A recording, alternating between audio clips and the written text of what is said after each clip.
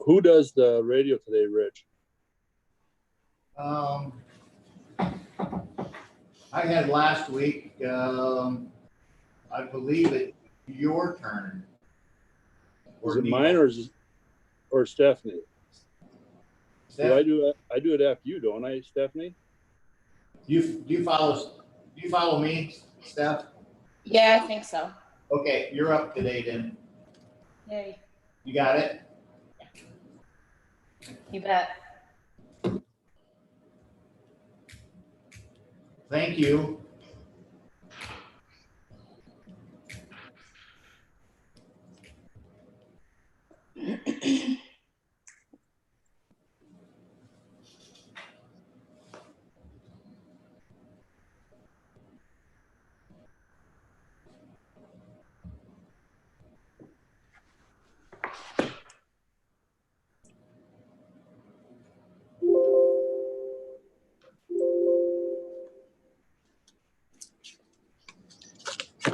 Morning, everyone.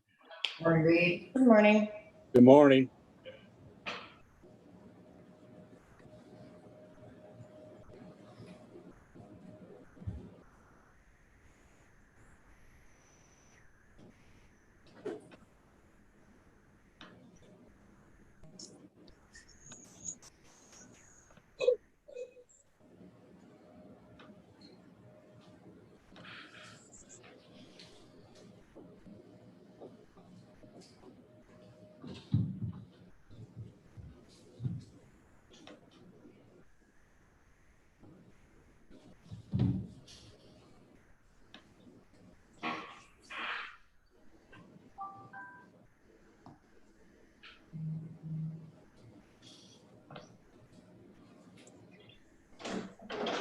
Morning, Ray.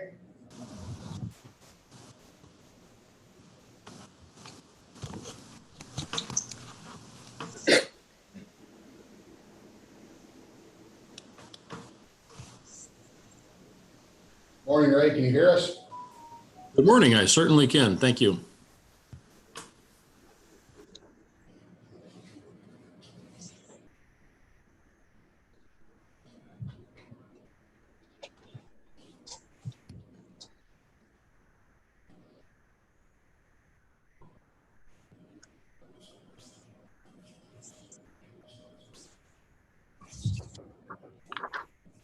Were you working or were you working on Sunday? Car was here. What? Car was here. I got a marked one now. Oh. I took Gunner's old car, and then that silver one stays out here in I jail. thought you were hard at it. No, I was, but Yeah, well, you just wanted. There was, Working one arm anyway. we came to no, get. didn't even do that. Came to get a cart and there was a light on in the office and I thought, well, if you were working, I wasn't gonna bug you, but somebody must have been working in the office working.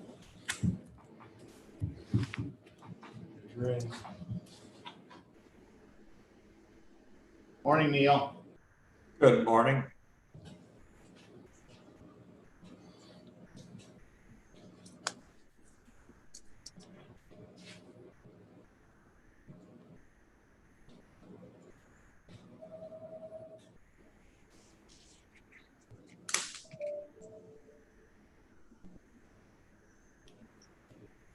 Okay, it's 9 o'clock. Call the meeting to order for today. Before we go to the approval of the agenda, I'm going to leave this up to the board. Do you want to have a discussion for the courthouse opening next week, or do you would like to wait and do that tomorrow? Let's have a discussion today. Okay. I agree. Okay, we'll add that down at the bottom.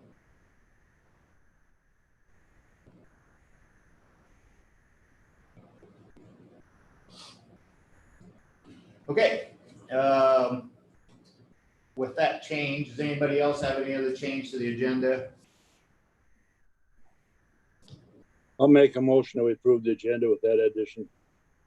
I'll second that motion. Okay, we have a motion to approve the agenda with the change of the courthouse discussion. All those in favor say aye.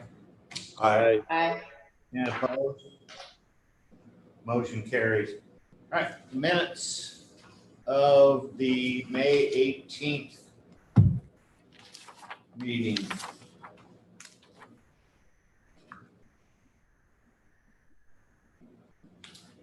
Anyway, everybody had a chance to review those? I've reviewed them. I'll move to approve them as presented. I'll second that. Okay, we have a motion and a second on the approval of the minutes of May 18th. All those in favor say aye. Aye. And opposed? Motion carries. All right, the radio project. Ray, I'm just gonna turn it right over to you. All right, thank you. Good morning, everyone, and greetings from Minneapolis. Got a couple of things to talk about today. We'll start with, I think the order was a project update. And of course, our focus right now is on what we'll call the civil work at the tower sites. And first one we'll start with is the Lanesboro site, which is the old AT&T site. And I think you all saw the note from Jason that the tower has passed the structural analysis, which was obviously the big go or no go for the use of that site. So that's obviously very promising, and we're moving forward with our work at that location. And the other thing, we had a locksmith come out and open up the building and let the mice run out that had been living there for a couple of years, I guess. But it's a good shelter, and I think it's going to work for our purposes. It's a concrete block building with a poured concrete floor. It's going to need a new roof, but that's not a big deal. It's all actually structurally sound. It's just got some deterioration on the eaves and so forth. So I think the simplest and cheapest thing would be to just rip it off and replace it with the working through a local contractor. So it's going to need obviously some electrical work and so forth. But overall, it looks like a good solid shelter for use in the radio project. So everything is looking good there. And one of the next steps we'll be doing actually is putting together an RFP to local contractors to come out and clean it out and again put a new roof on it. And then we got some electrical work that's needed. So we'll be doing that over the next week or two. With the other tower sites at Manning, we're working on the lease details with the city there. We had presented them with a lease, a draft, and of course then they came back with their templates. So we have to work together to find a common ground on that. And we're going to be issuing an RFP for the work there as well. We need to put in ice bridge cable runway, so to speak, between the building and the tower. And that's about 100 feet, plus a few other odds and ends to go there. And then finally on the Coon Rapids site, we're still working with the tower owners there on, we'll just call it details of antenna placement, as well as then a structural analysis, which we don't, it's almost more of a formality on a brand new tower like that, but it still needs to be done. So that's a quick update on the tower site civil work. Are there any questions on that? You gotta bid these Manning and the Lanesboro sites separately for the electrical, or are you gonna look for one shop stop for both sites? That's a good question. We're debating that as we speak. Some of the work is strictly electrical, whereas getting a roof on that shelter is more of a general contractor kind of thing. And we're trying to do whatever we can to be as cost effective as possible. So if we go with the general, if they don't have electricians on staff, then they're going to have to sub it out, and of course they're going to mark it up. So We're debating on the best approach, the most cost-effective, yet not overly complicated approach. If I could add, we're also looking at the time that it'll take to complete that, whereas lumping everything together might delay things a little bit, correct, Ray? We've talked about that. Whereas piecing it out might get the low-hanging fruit done sooner. Other parts of the project that aren't ripe for the picking yet can be done later. Right? Yes, and to add to that, some of the things like this cable ice bridge that needs to be done typically gets done by a company that specializes in tower site work, site contractor, because there's a lot of grounding work that goes with that. And so that actually might be dealt with separately than some of this other stuff. If I could real quick, I think Friday I visited with Mr. McClue, who owns the Lanesboro Tower site. He does not have a desire to lease that out. He'd just rather sell it. Kind of talked price, and his price for the whole thing was $10,000, which I thought was very reasonable. Yeah, if I can weigh in on that, thank you, Sheriff. Jason's been the one obviously interfacing with the landowner there as well as the sheriff. And we were kind of going back and forth amongst our team as to what best approach might be. And when Jason sent me a message, I think it was on Friday afternoon, with that information, I was relieved, I guess, because if you go back to our tower planning report, we had budgeted somewhere between $5,000 and $15,000 for the purchase of that, whether it was just the purchase of the tower and the building or the whole package. So 10 grand, fits nicely in that range.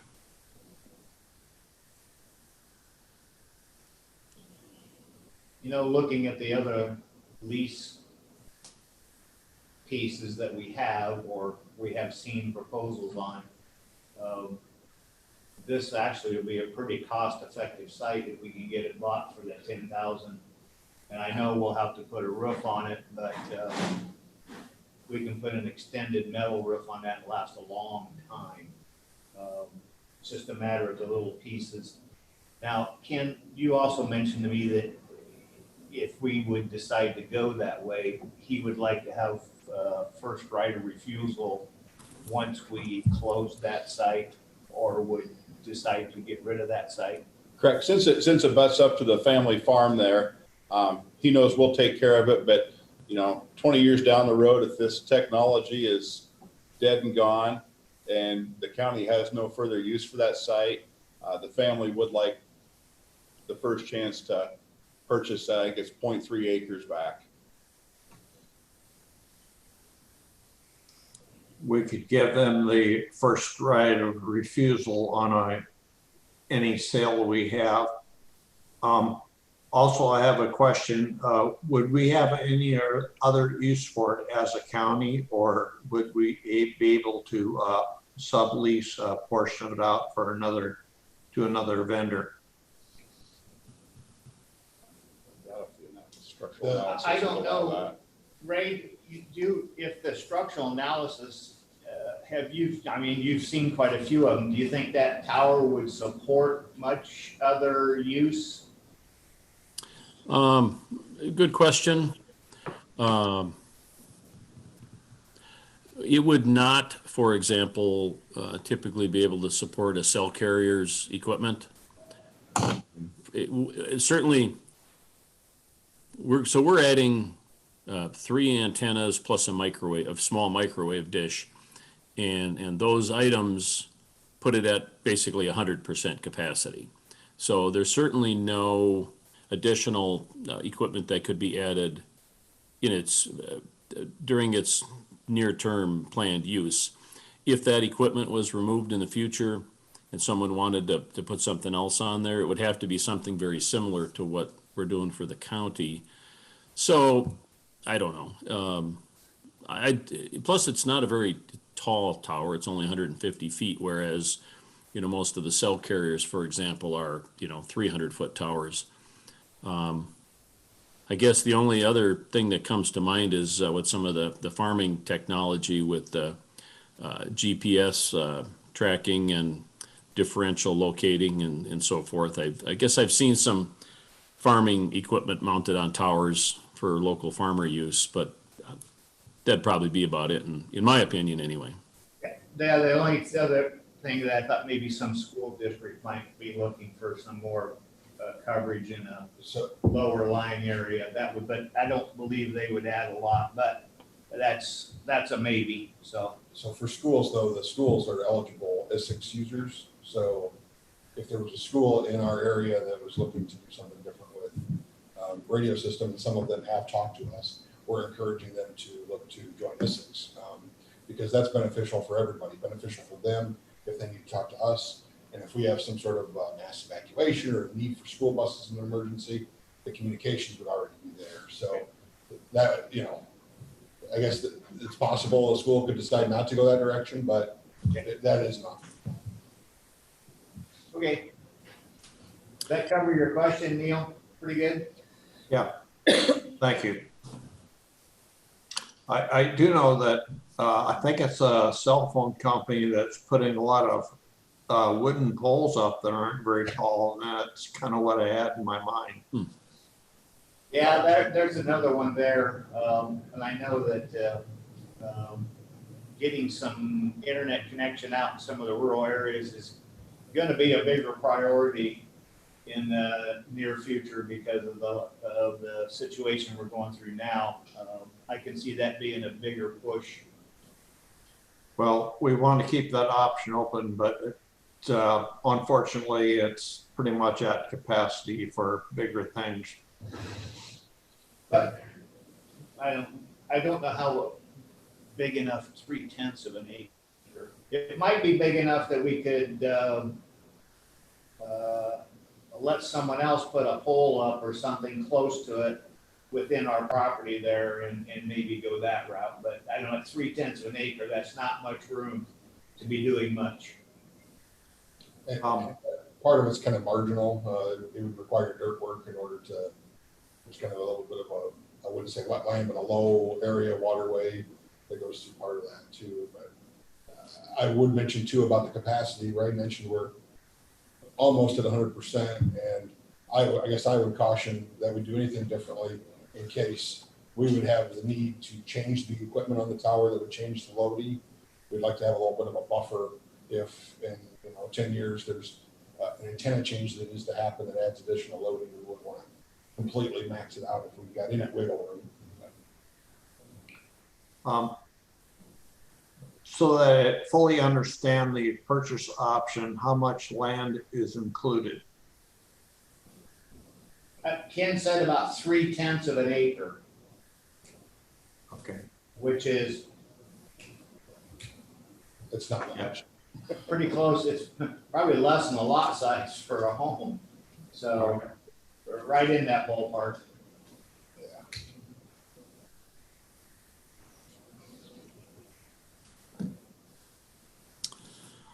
Okay, any further discussion on that?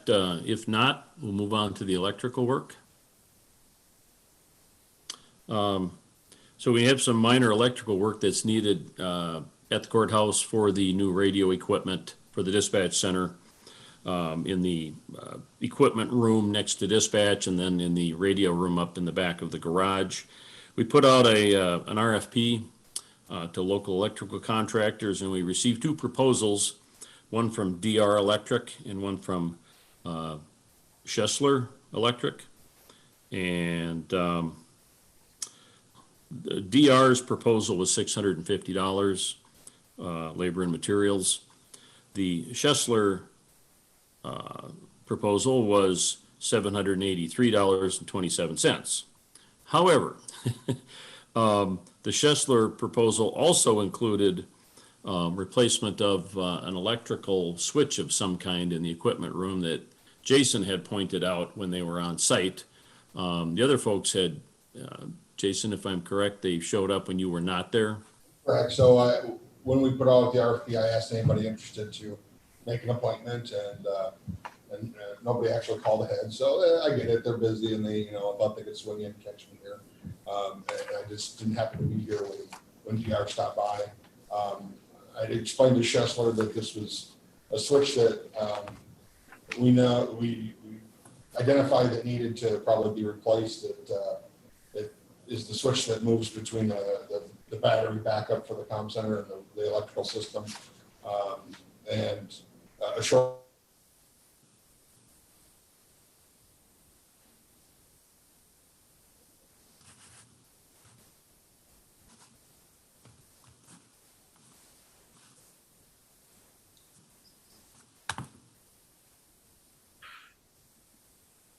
You guys in Carroll froze up.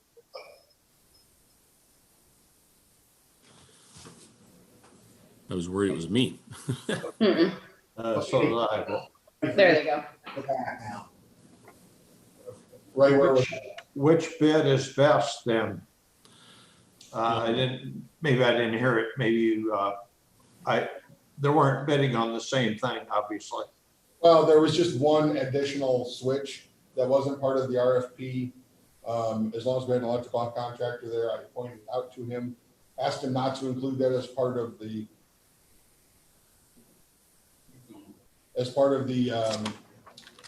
RFP. Unfortunately, the notes weren't accurate, and it did get included. So we asked them to revise the bid, taking that switch back out of the actual RFP response. And I don't have it in front of me, but I know we did communicate the change. As a result of this, Jason went back to Schessler and asked them to remove the cost of the switch, which was $96.38, which then puts their proposal at $686.89 compared to the DR proposal of $650. So in theory, we would go with DR Electric because they are the lowest cost.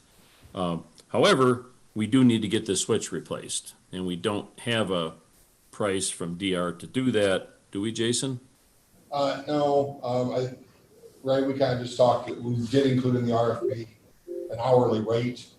So one of them has one hourly rate, the other one has a slightly low. I think DR's was $45. 45, no, So, 50. Assuming it was the same or similar estimate on the time there,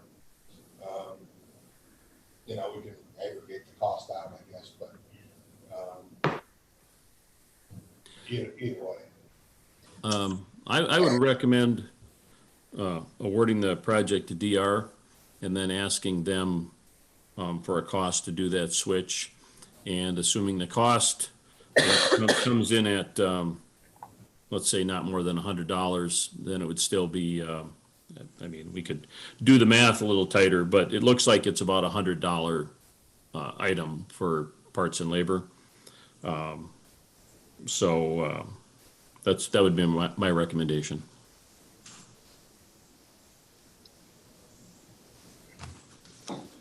Okay, I tend to agree with you, Ray. I think if we go back and we change that and add this other switch in there, it could cause us problems down the road. I think you're right on track there. Agreed. okay. So Ray, what are you looking for here today? Are we looking for a approval of the electrical contract? And are we looking for an approval of the purchase of the site to keep things moving down the road? What do we need to accomplish today? I think you've got the two key points there.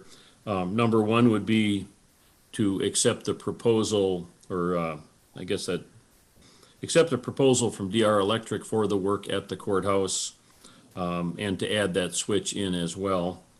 And then the other item would be to approve the purchase of the Lanesboro Tower and property for $10,000.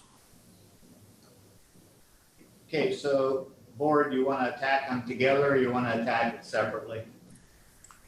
I think they need to be done separately. Okay. Okay, so let's talk about the electrical work. Ray's made his recommendation. Does anybody want to make a motion on that? I'll make a motion to go ahead and accept the bid from DNR Electric. I'll second that. Okay, we have a motion and a second for DNR Electric proposal for the electrical work here at the courthouse. And Ray, that was $650, correct? Correct, and it'll probably be $100 more on top of that. Thank you. Okay, all those in favor say aye. Aye. Aye. Aye. And opposed. Motion carries. All right, now let's go back and look at this building site. So guess I'm looking for a motion for approval to purchase, and we can send it to John, have him make us a contract with the first right built into it.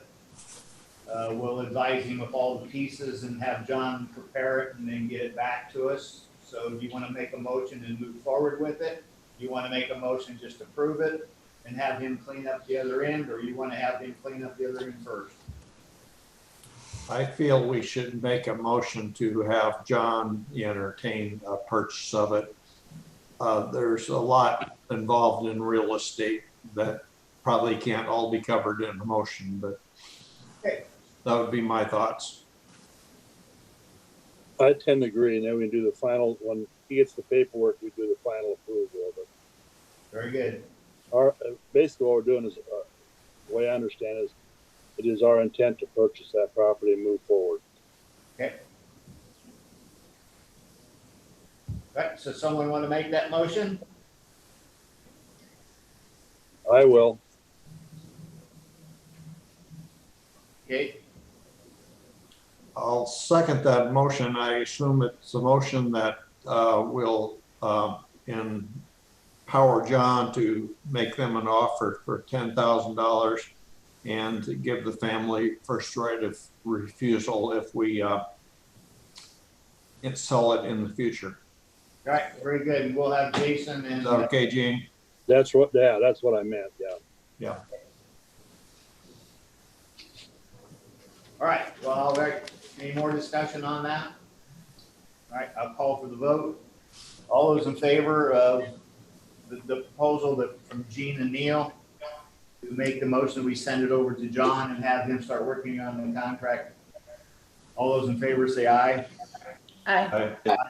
Any opposed? Motion carries. We'll have Jason and Ken get the details to John.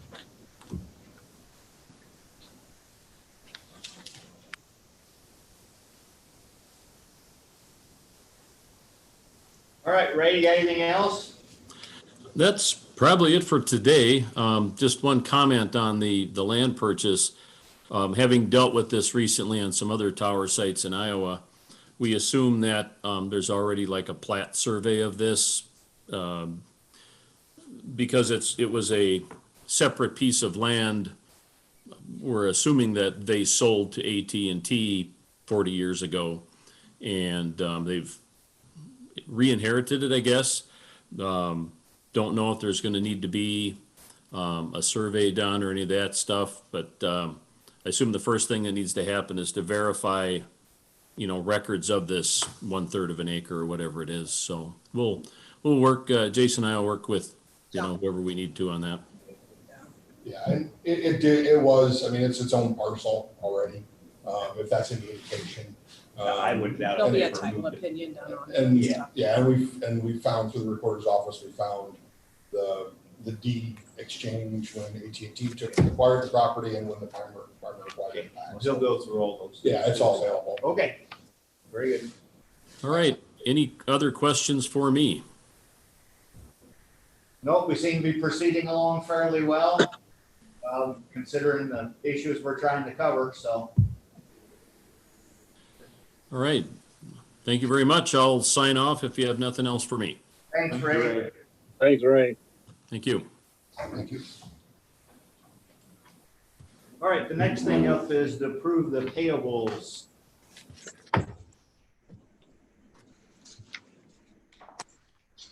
Do the payables include the drainage? Yes. Okay. I had a few questions. One was from the conservation was a refund of $1,000 and one for $60. A couple of people due to COVID-19. I had no idea what that was for. Do you have any idea what they're refunding? It'd be reimbursement for people that have booked probably the conservation center and are getting a refund because they can't have it. $1,000. It seemed like quite a bit, but. Well, they might have had both sides of the conservation. You know, they have 2 rooms. Okay. They might have booked, yeah, the whole conservation building and put down a deposit, and then we had to return it because we're not allowing anything there. Okay. The next one was under general services, gray mailbox for $1,065. Same question I had. All right, it's our new Dropbox. Gotcha. Oh, my Dropbox. Okay. Yeah. Okay. So it's expensive because it's lockable? Well, yeah, and the one we had leaked. So with everything going on, everybody was using that and stuff was wet in there if it was raining. Yeah. So it was about time to update and get a new one. And the one we have now it's nice and it'll last a long, long time. Forced our hand a little bit. Yeah. And my last question was $14,000 in secondary roads to Gredeman for equipment. And I just want to make sure we aren't double insuring anything. I know we have insurance with ICAP as well. Is this something?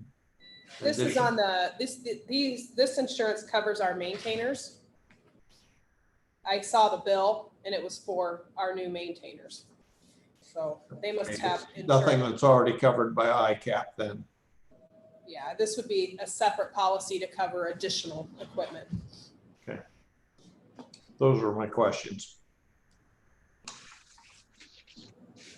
Those were basically the same ones I had. Well, I could have left you ask the questions, and Gene. Well, you were on a roll. I thought, let you go.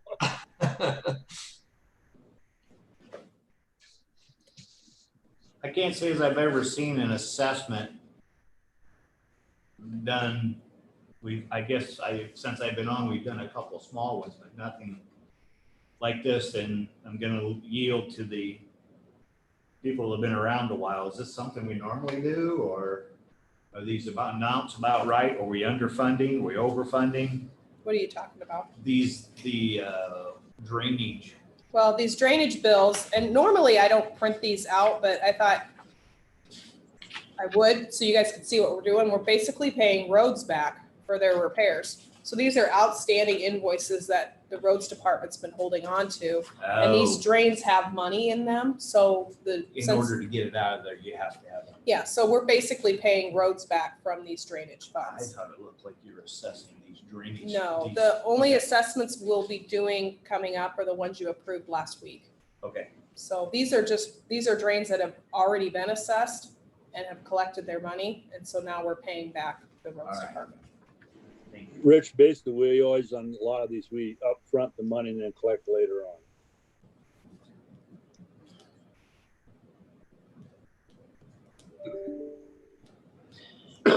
If there are no more questions on the payables, I'll make a motion to approve. You have a motion, you have a second?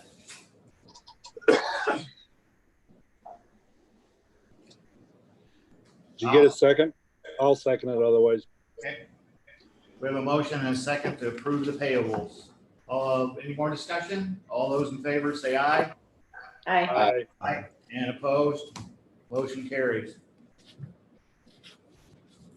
Okay, we have, I believe, one plat. Two. Two. You only have here, you can look at mine. One for Mike Daniel, one for Ron Oakdale. Oh.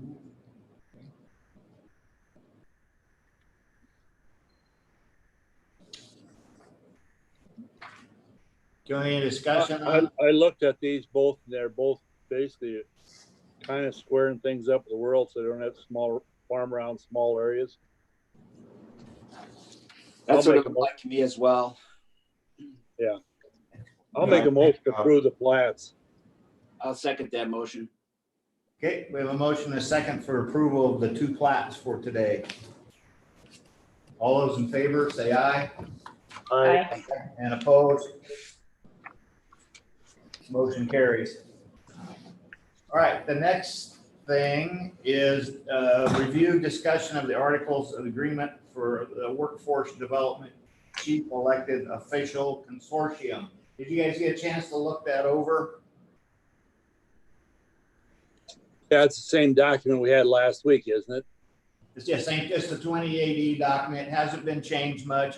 The questions that you had was the alternate voting procedure.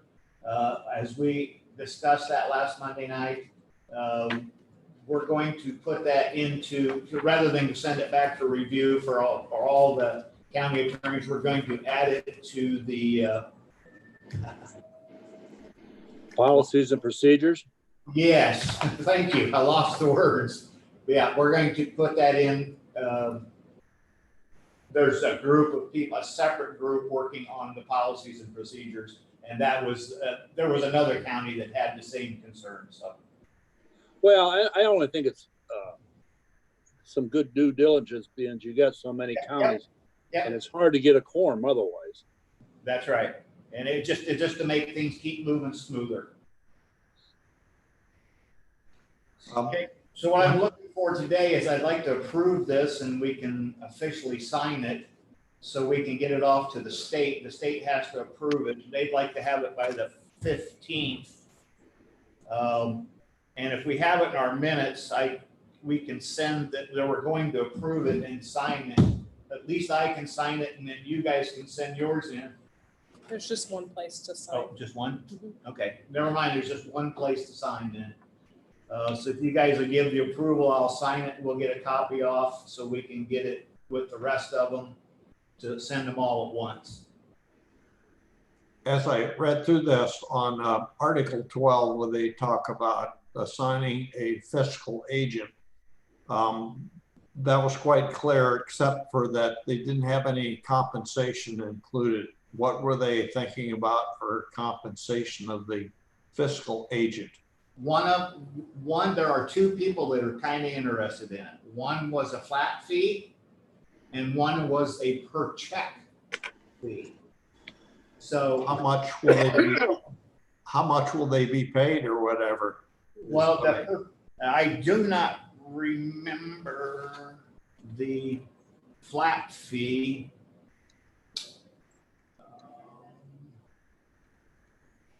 I know the check fee was $7 a check, and it looked like the cheapest way to go to me.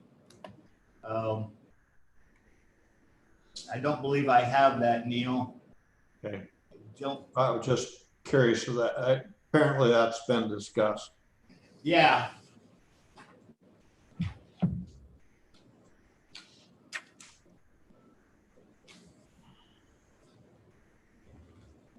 No, I don't have that part. Unfortunately. No, but yeah, we have discussed it. There's only 2 people interested in it.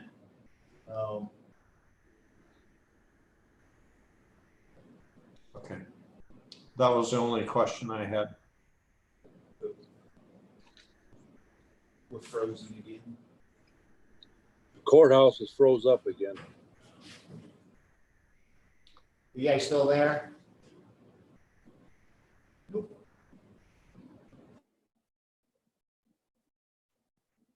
Yeah, they're not working very hard there, are they?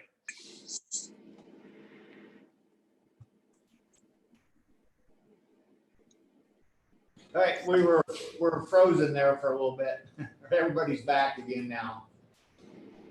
Okay, trying to think of where we're at. Neil, you had a question on the fiscal agents. And like I said, I can't tell you that, but it has been discussed, I know. Yeah, that's fine. I wanted to make sure you had discussed that and you had. Oh, yeah. Like I said, it was kind of, there'd be quite a few checks maybe at first, but then we look for it to kind of really calmed down. That's why I think everybody was leaning towards the per check side, but there was gonna be some more discussion on it.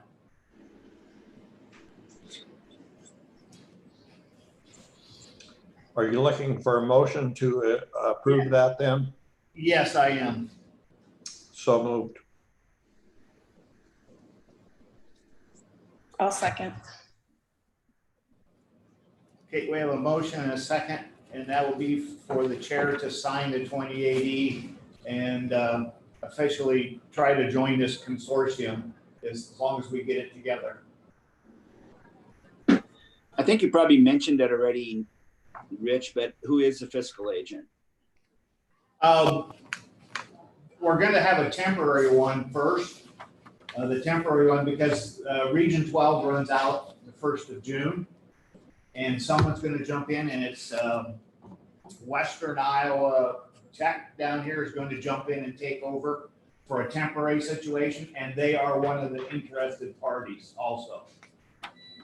So it'd be, and we're just gonna pay them a per check amount right now, which we don't think there'll be many. Thank you. Okay, we have a motion and a second. Any more discussion? I'll call for the vote. All those in favor, say aye. Aye. And opposed? Motion carries. So here is this. If you, when we get done, if you want to bring it up, Emily or Joanne can notarize it. Okay. Because I probably shouldn't. Since, That makes yeah. sense. That makes sense. Yep, we'll do that. Next item up is the fiscal year 21 substance abuse program approval. This is the contract we have with New Opportunities. We do these every year, looking for approval and authorizing Joanne Martin to sign, which we've found works better than having the chairman do it every year because it changes. So, This is for a new program year, right? yes, new program year, yes.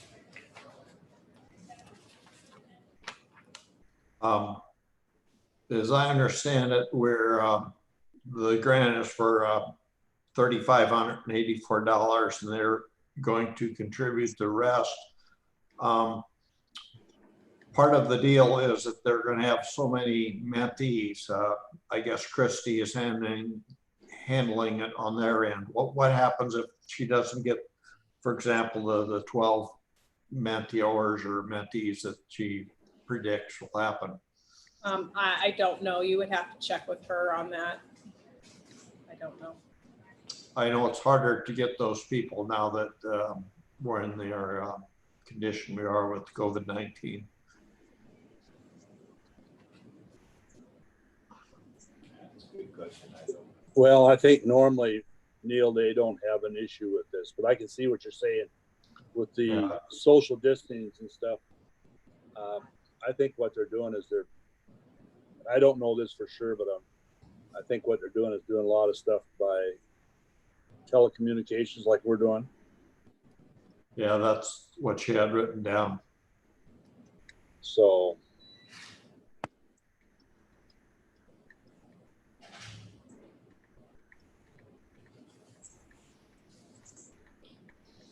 It's just like same thing we do about every year, except for this little twist here, right?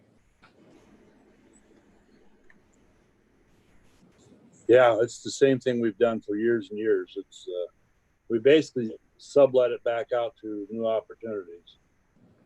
Well, I'll move to approve it. It's dead in the water if we don't get it kicked off the ground. I'll second that.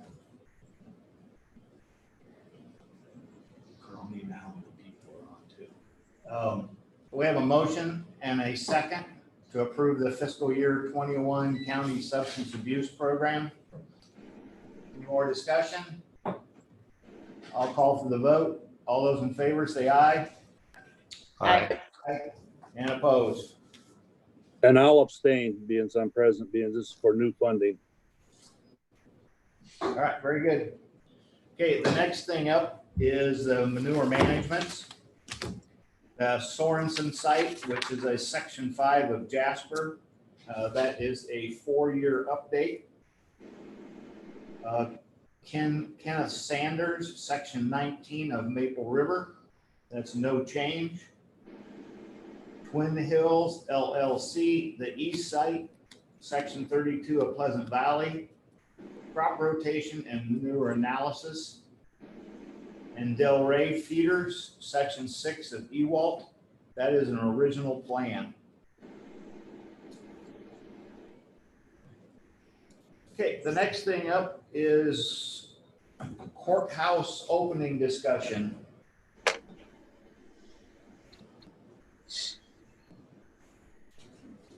We had tentatively had set up June 1st as a opening date. I don't know if we had discussed whether it's a soft open, a hard open. Maybe we discussed it, but I'm not sure we ever really got down to the details of it. So I guess that's why I'd like to have it on the agenda today is so we can start making arrangements for the public if we're going to allow that many or what we're going to try to accomplish. What have the department heads done, or what do they intend on doing when we do open? Well, How prepared are they? I think we have lots of different issues.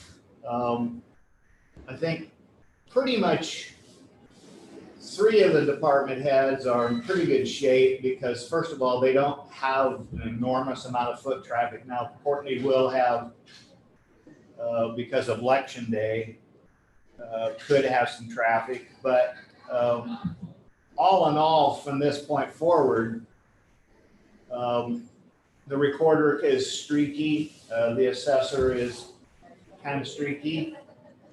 But the issue is, to me, the issue is it looks like the treasurer, if we do a 10-person or 8-person because of the lobby space and distance, if we're going to follow those rules, the treasurer could gobble up all the occupants, and someone coming in for a 2-minute thing with the auditor you have to stand in line just for that. So some of those rules for maybe the treasurer maybe doesn't get all the selected slots, and we have to leave some open for a regular business to happen also.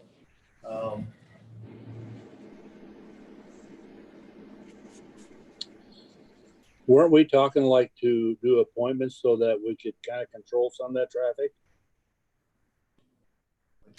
By appointment only? Could we control the traffic if we all made it? We could do appointment only. The hard part there, and it's not terribly hard, but we're going to have to watch there again.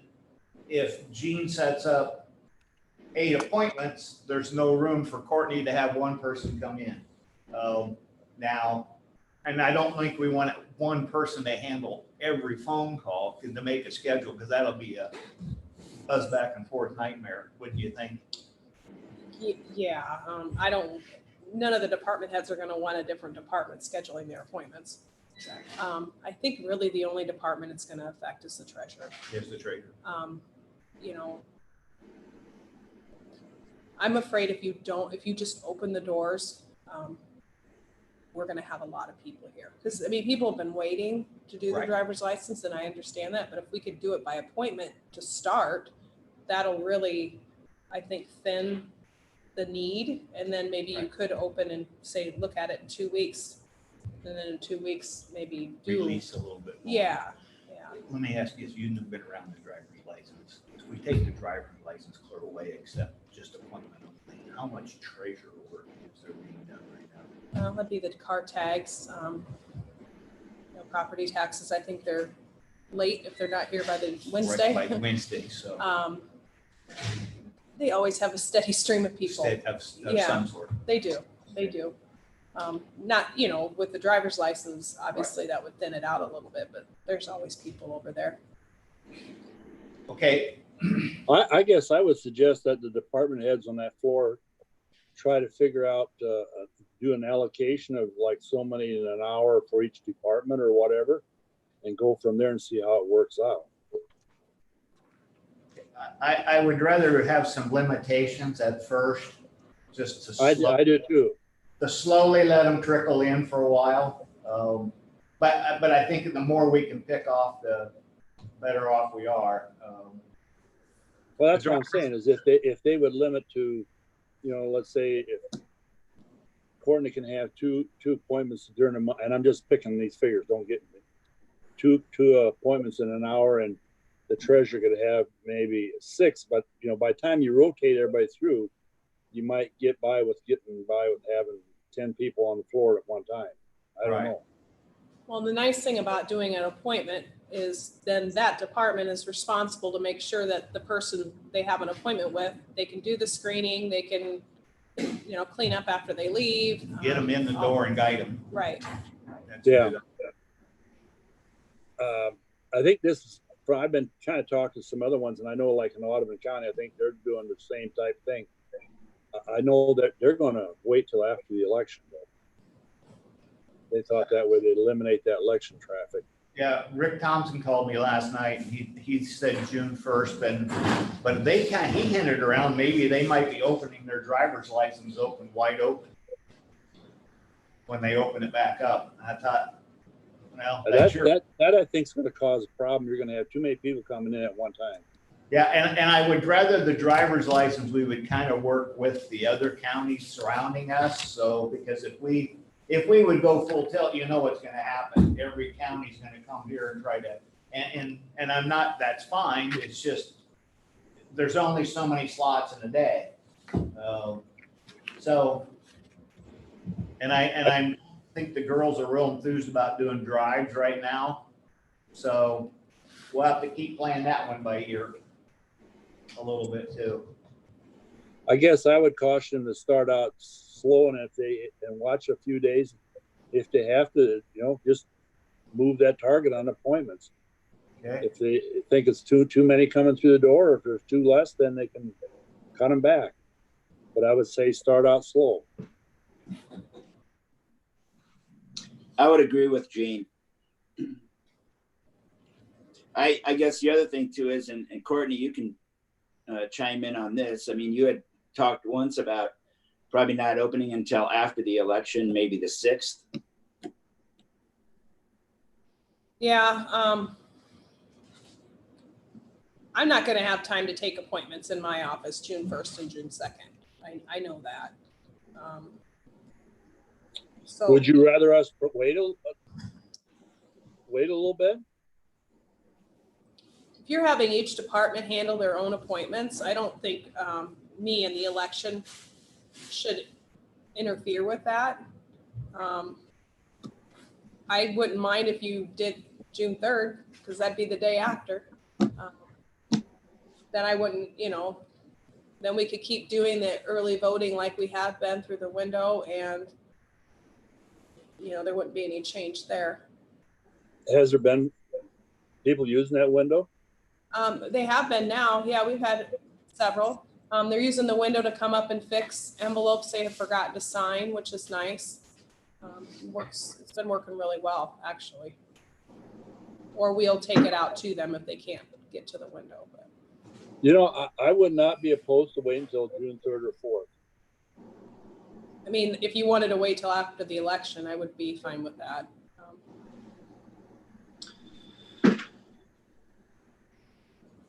It's an arbitrary date, and you know, if we waited this long, I guess I don't see any problem waiting a couple more days. And that would also give us 3 days in the week to see where our issues are at, because I'm sure we're going to have some issues that give us a chance to maybe reinvent the wheel, maybe on the 5th. Or if some way we can make an adjustment so everybody can benefit from it. Well, Rich, are you talking about just open everything else up except for the auditor, or just wait until after the election and open up the whole floor? No, well, we could. Myself, I would just soon wait with the whole floor. Either that, or we can just go the first two and Courtney can block out and everybody wants to get in by appointment, just say, nope, I'm full that day. I can't get one. So that's the same thing as blocking it out. It just makes her answer the phone more. If we say it's the third, she won't get her first call until the third. Well, one would hope not.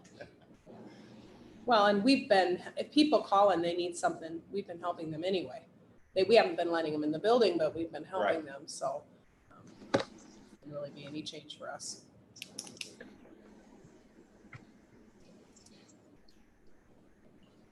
Okay, what else you say? Anybody?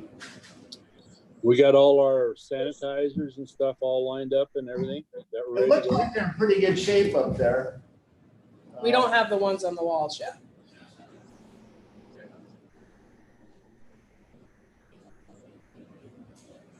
Still waiting on those. Don't have them yet. We have the ones, at the counter for people to use, Right. but the ones that he was gonna mount on the wall, we wall, don't have those. Don't have them. Right. What, I don't think those are gonna be coming in anytime soon. Any kind of dispenser, Gojo has back ordered for quite a while.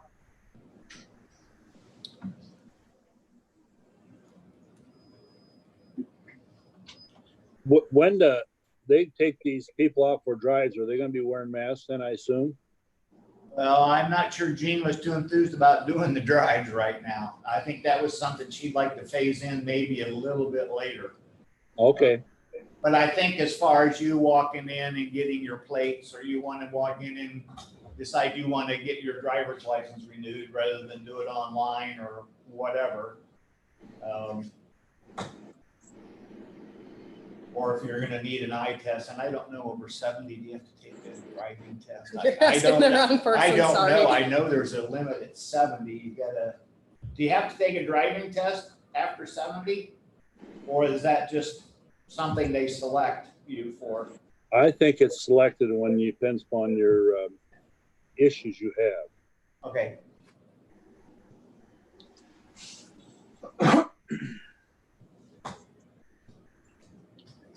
And we're requiring people to wear a mask coming in the building? Well, that's another question. Guess that's our kind of our call. If you don't have a mask, are you going to just ask to come back? Well, if you're setting up appointments, you can tell them that they have to. Do it. They have to have one. Yeah, I think that should be part of it. I got a message here. They're wondering how we're gonna handle the public restrooms as well. So, that's a good point. All the employees use the public bathroom and the public, Yeah. And we can't stop, I don't believe we can stop them from using the restrooms. I don't see how we can.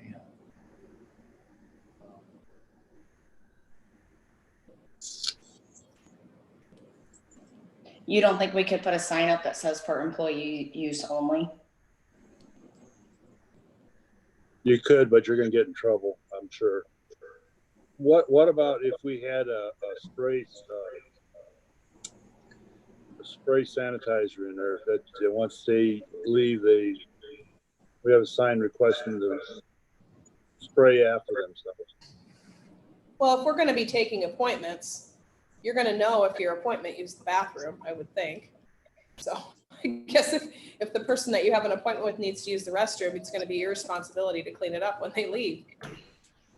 If you're worried about, I know that I've been in businesses that you haven't been able to use the bathroom. The bathrooms are closed, so. Yeah, you're right.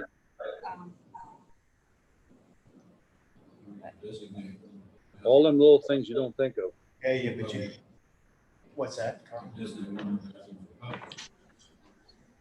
instance, ours downstairs is a unisex bathroom. And it's handicapped. Well, we've had a lot of discussion. How about we set June 1st or June 3rd as an opening by appointment only and see how that goes first. The only problem I have with that is it drags a mess all the way through the courthouse. Every door handle, everything has to be. And Courtney's got a valid point, because if we're doing by appointment only, that's something else you can mention as we do it, is you need to have a mask on and the public restrooms aren't closed until before you. Yeah. Something to just. You could say close unless it's an emergency or something, Right, you know, right, but right, right, right. yeah. Okay, now are we gonna ask any more questions or are we just gonna ask them to wear a mask? Well, we're gonna, I think Ken's been asking them 2 or 3 questions and I don't know what they are. I We think asked, they've been doing temperatures too, haven't they? yeah, Yes, and I don't know if you guys wanna continue that. I don't see anything wrong with that. Okay, Yeah. They're gonna- We have the thermometer Courtney there, thinks so- we should try to attempt to do that up there. I do too. Okay, so it's soft opening, the first, by appointment only. Or do you want to wait till after the election? It doesn't matter to me. I have no preference. We kind of said June 1st. Not that we have to, but I think maybe we should stick to it. And there, here again, we can say we're gonna open June 1st, the auditor's office will open June 3rd. Yeah, I would do that. That would keep some of the phone calls.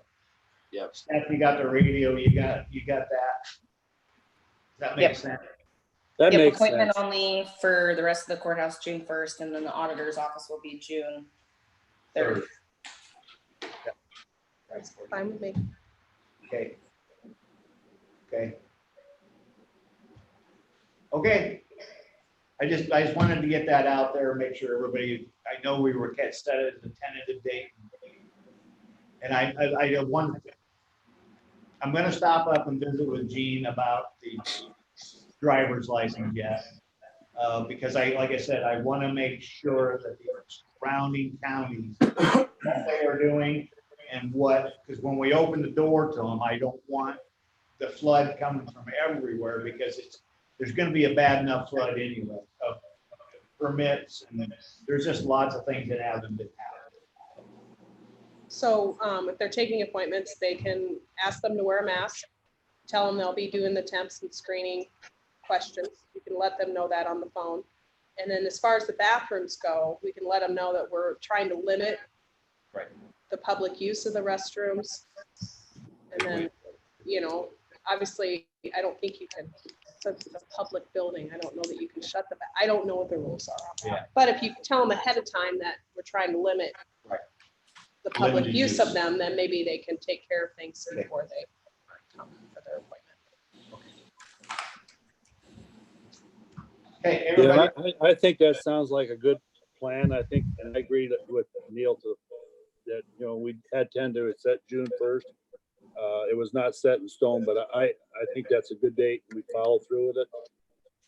And, we're all going to this life is going to be different than what we're used to. Do you think this is different? Wait till I don't know if most of you have seen what the churches are going to be doing, but that's going to be really different. So we've talked about the courthouse. Does this apply to the Fricky building and the conservation center and the ambulance as well? And probably secretary roads. And roads. I think the county attorney's been handling things on their own. They haven't. But I think we keep it the same for everybody else, so Okay. there's no mixed messages. Okay, everybody good with that? All right. Yep. Okay, and then they said that'll give us a week, and that Friday, if Courtney's got a lot of issues, then we'll start getting some emails around, see what we're gonna do about it from that point on. Unfortunately, she'll have to take the brunt of it for a while. so, since we talked about this today, are we going to be meeting on Wednesday? Well, that's why I was having today, I really don't see any sense of meeting. I don't see any sense of going tomorrow, and I kind of right now don't see anything for Friday unless something goes crazy. So that's why I kind of wanted to move it to today to kind of get it discussed. Yeah, the Emergency Coalition isn't having their meeting on Friday either. They're going every other week now. Okay, so then there will be nothing else this week. Nothing Wednesday or Friday. Okay.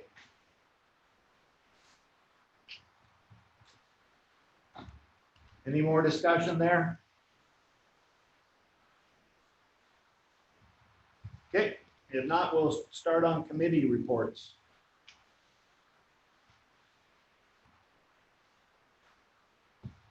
I can start. But first I was asked to call Don Metzer in regards to need of an office space in the Fricky building. And she's quite flexible there. A couple times a month, they do have Louise from Crawford County comes over and she'll need a place to work. But that's about it. Other than that, you know, I don't think she'll need anything. And she said she'd be very flexible and very easy to work with. So do they need an office? Yeah, but not full time. They just need a place to park on a couple days a month. Also had the Shive Hattery meeting like the rest of you did, and I signed the RSVP and foster grandparents checks on Thursday. On Wednesday, we had the Coalition of Human Services, and there's no program. Basically, we explained what we're doing. For example, I explained that we're having a soft opening and on June 1st. That was tentative at that time. This week, coming up on Wednesday, I have a Rolling Hills meeting. It's going to be held by telephone or by Zoom. And this evening, I have a RSVP and foster grandparents meeting. That should do it, unless there are questions. Okay. Whoever wants to be next. I can go. Basically the same thing as Neil for Emergency Coalition. And then I also had a daycare meeting.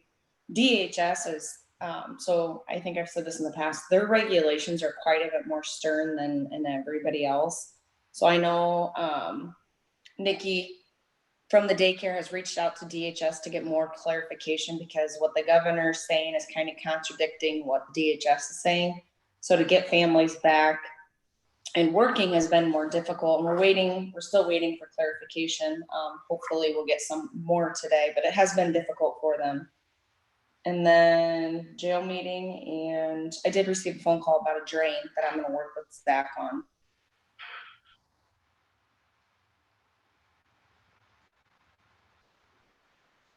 Thanks, Steph. Dean? Yeah, I can go next. I had the jail meeting on Thursday, Emergency Coalition meeting on Friday, and tomorrow morning we'll have a Region 5 hazmat meeting over Zoom.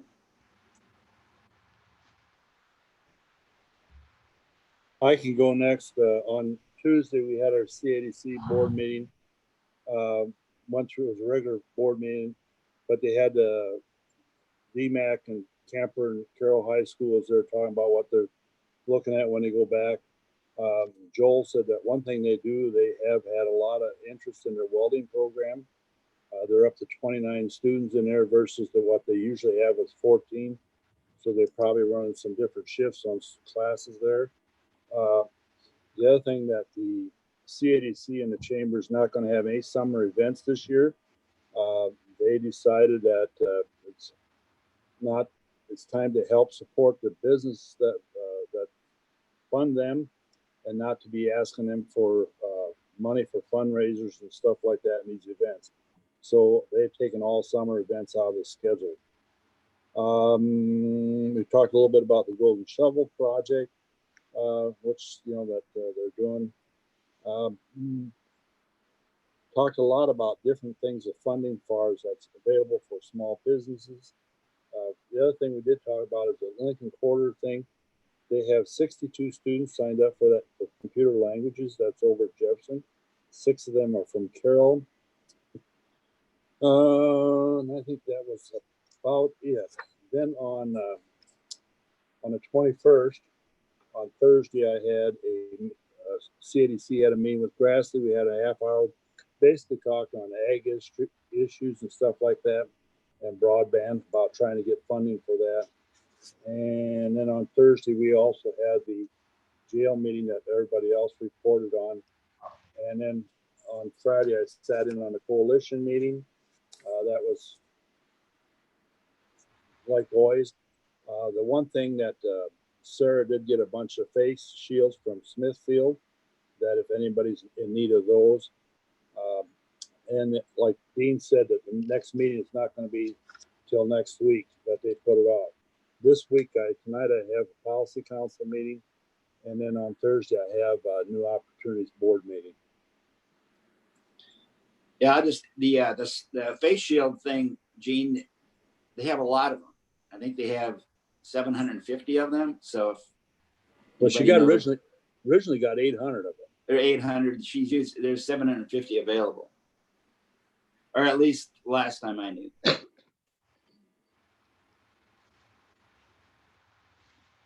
Okay, last week, I had a constituent had a issue, and I spent several days making phone calls, and Don Mincer and I, we finally got it solved. It should be solved today. We got to a conclusion on Thursday, and then again on Friday, we were busy with people about it. So that was the only thing else I had was Shive Hattery on Thursday. Upcoming week, I do not have much on the agenda other than Dean and Neil, I need to visit with both of you sometime this week. I'll give you a call, and it'll take about 5 minutes or so. Got a subject I'd like to visit with both of you about. Other than that, I have nothing in front of me. Does anybody else have anything else they'd like to add? Courtney, you got anything? Well, I might add that they, also on Friday down here, they did resurface the route through Templin here, and that project is done now. So one other thing that I should probably mention, I talked to Richard a little bit about it, but Chad Jensen called me in regard to the position left by general assistants, that they may be interested in that. And he's going to try to put something together. And, he's not, whatever we want to do, he's fine with, but he just threw the option out there. They are currently doing that for Audubon County right now. I think they do it, except they do not handle anything with the burials. So he's going to try to put something together. We can look at it or throw it away. And I have been, if anybody's been calling about assistance, our message to them has been, the county is currently not offering assistance due to not having a director in place. And basically that's kind of what we've been telling them. It's kind of a interim time for us. Obviously, I'm not qualified to give people general assistance because I'm not 100% sure what all the guidelines are. I've been fielding the calls and taking the messages, but I haven't been doing anything beyond that. So No, and Courtney brought up a valid point, and Gene and I have visited about this. And if you get It must be online freezing. and pull up 3 or 4 counties, I think they're froze. they're frozen. Face for sure. Hold it still. Cool.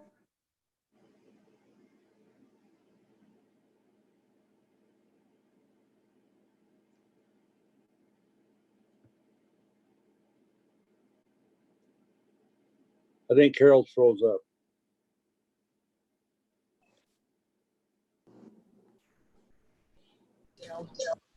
There you go.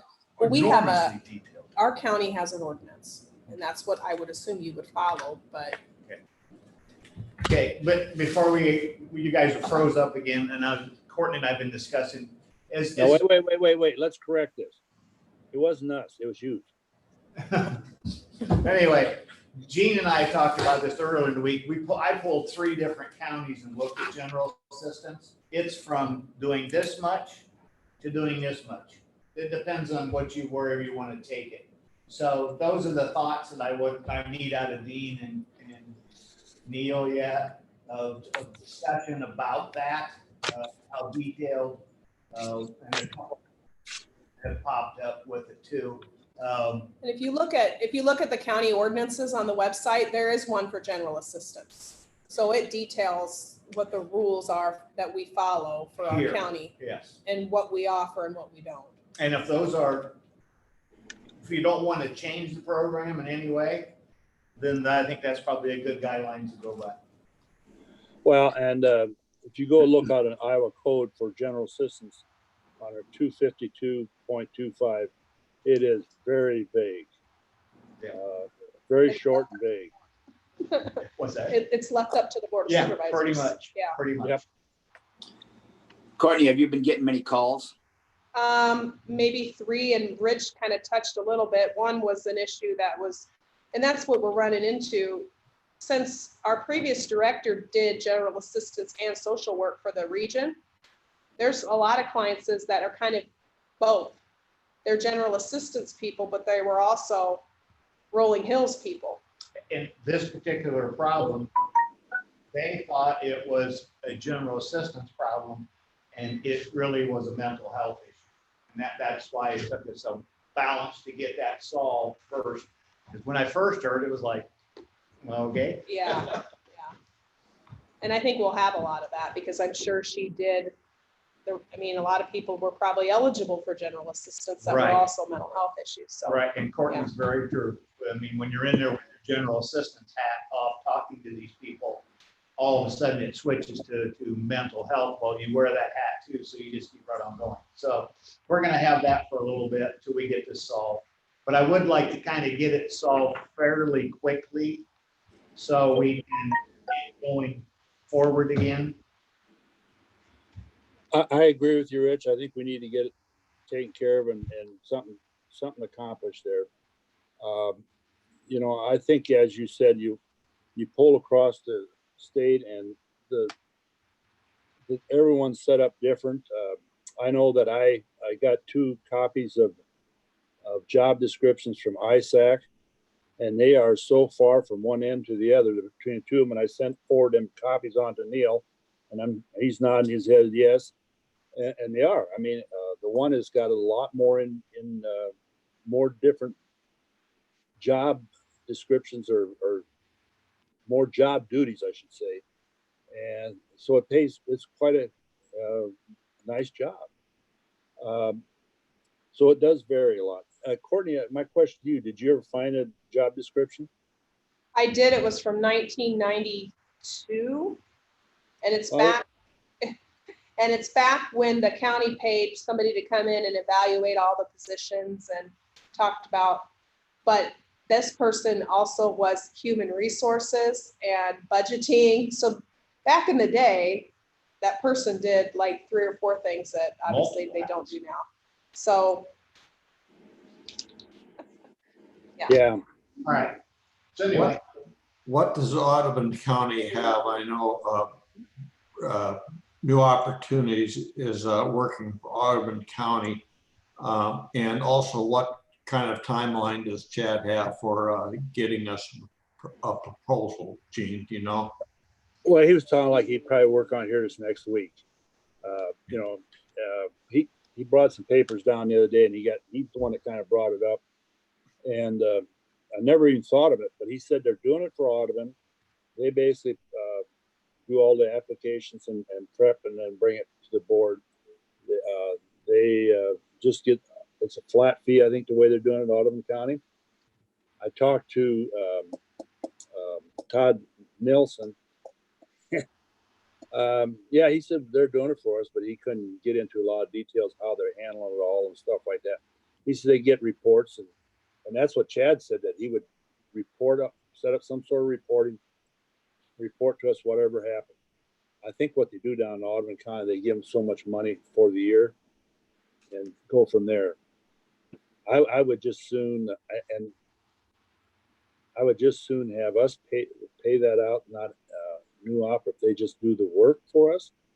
If we would send them a voucher or whatever, I don't know how, or give them so much money to operate with. But Yeah. I know down in Audubon, the burials, they have the funeral home, just send it to the Board of Supervisors and they pay it. I think there needs to be an application process there. They evidently do not have that. I'm anxious to see what kind of proposal they come up with, and I hesitate making any decision until we have that. I think we're having a difficult time filling it because it'll be a part-time position. Yeah, I think we'd have to, it's going to be very difficult. And as Rich and I kind of talked a little bit, one thing about it, it's going to have to be somebody that knows how to handle these people, that has had some sort of training, because most of those people are people that are, like Rolling Hills people. That's why you have social workers that are doing this kind of work. I see that's one of the advantages where New Op could. The other advantage of New Op doing it, if there was a need there, they could also help them find other programs to help themselves. It'd be kind of like leading into one to the next. So I like that. I like that idea of having new opportunities involved. It's something definitely to pursue. Well, I think I think it's a new avenue that we could look at, and probably be maybe more beneficial financially for us. I like the reporting part of it.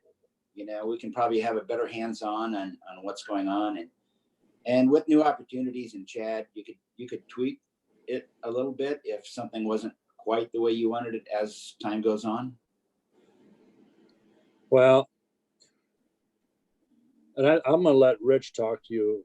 I think we and him had another discussion. I think that needs to be done, but we can talk about that at a later date. But we'll pursue this. I'll pursue this with Chad and see what we come up with. Okay. Anything else? I'll be honest with you. I never even thought of it until he brought it up. Anything else? If not, I'm looking for a motion for adjournment. Courtney, anything for next week? Next week, we'll have a public hearing at 9:30 for the CDBG.